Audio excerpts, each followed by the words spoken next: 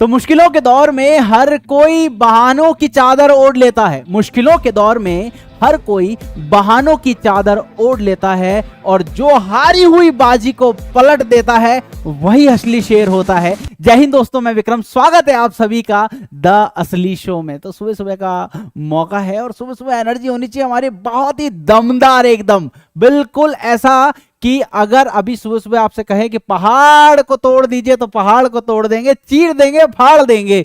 ऐसा वाला मोटिवेशन जो है वो आपको सुबह सुबह जरूरत होती है। कहते हैं ना कि बिस्तर से उठने के लिए एक लक्ष्य की जरूरत होती है। तो मैं आपको एक छोटी सी कहानी सुनाता हूं, शायद आप तक अगर मेरी बात पहुंच जाए तो कमेंट सेक्शन में जरूर टाइप करके बताइएगा कि सर आपने जो कहा है वो बहुत अच्छे से हमें समझ में आ गया। देखिए क्या होता है कि एक बार एक मादा शेरनी जो है एक बच्चे को जन्म देती है और जन्म देने के कुछ देर पश्चात ही उसकी मौत हो जाती है। अब उस शेरनी का जो बच्चा है वो बच्चा क्या करे, मादा तो मर गई उसकी। अब वो क्या करता है, वहां से एक भेड़ों का झुंड गुजर रहा होता है तो वो भेड़ों के झुंड के साथ में मिल जाता है।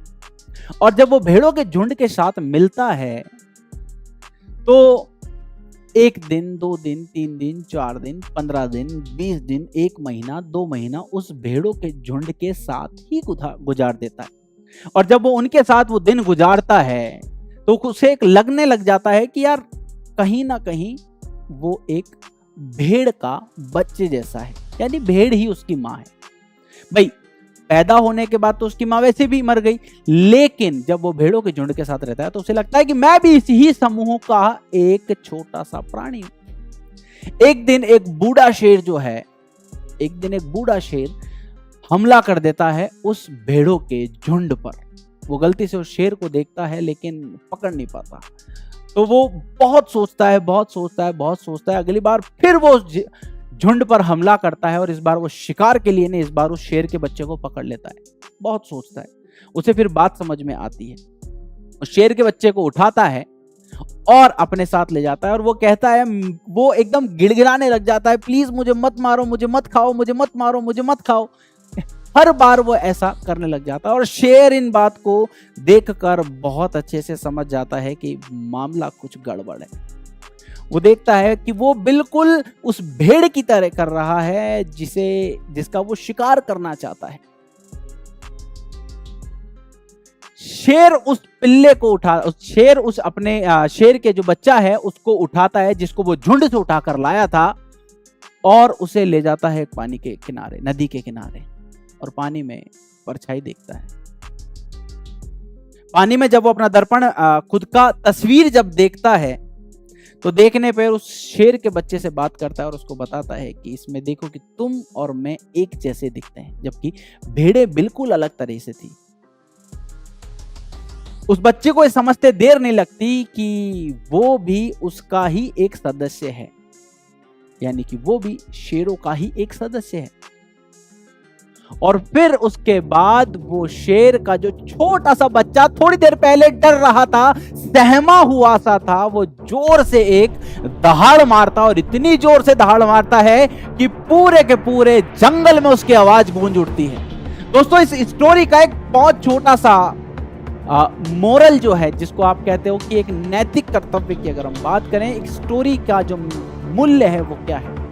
इस स्टोरी का मूल्य कि हर इंसान अपने आसपास के माहौल के आधार पर ही खुद की आइडेंटिटी बना लेता है। आप भेड़ों के झुंड के साथ रहोगे, आपकी सोच वैसी बन जाएगी। अगर आप शेरों के झुंड के साथ रहोगे, आपकी सोच वैसी बन जाएगी। सारा मामला, सारा खेल इस छोटे से दिमाग का है।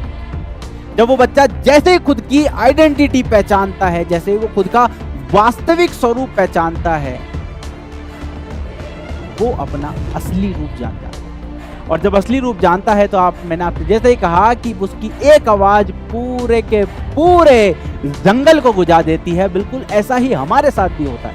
हमारे आसपास का वातावरण जैसा होगा हम बिल्कुल वैसा ही बिहेव करेंगे। लेकिन अगर आपका माइंड सेट पॉजिटिव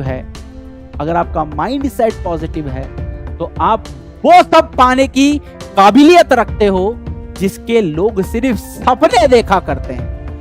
जरूरत है तो खुद को पहचानने की, उस कांच में खुद को देखने की, उस कांच में खुद की काबिलियत को देखने की और खुद पर पूरा विश्वास करने की।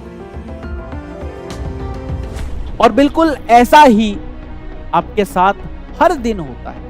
अपने आसपास का वातावरण देखिए, किन लोगों के साथ आप उठते हो, किन लोगों के साथ बैठते हो, किन लोगों के साथ आप बात करते हो, वो ही आपका एक बहुत अच्छे से व्यक्ति ने बहुत खूबसूरत सी लाइनें कही है कि अगर आप मुझे किसी भी व्यक्ति के 5 दोस्तों के घनिष्ठ मित्रों के नाम बता सकते हो तो मैं बता दूंगा कि वो लड़का कैसा हो या वो व्यक्ति कैसा हो।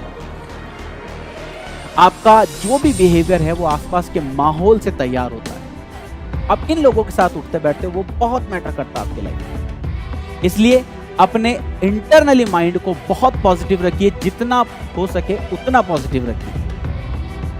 और इसके लिए आप अपने अफर्मेशंस बना सकते हो, विजुअलाइजेशन का उपयोग कर सकते हो। उम्मीद करता हूं मेरी बात आप तक पहुंच गई होगी। इजाजत दीजिएगा, मिलते हैं आपसे नेक्स्ट शो में। तब तक के लिए बाय बाय, टेक केयर, स्वस्थ रहिए, मस्त रहिए, जय हिंद।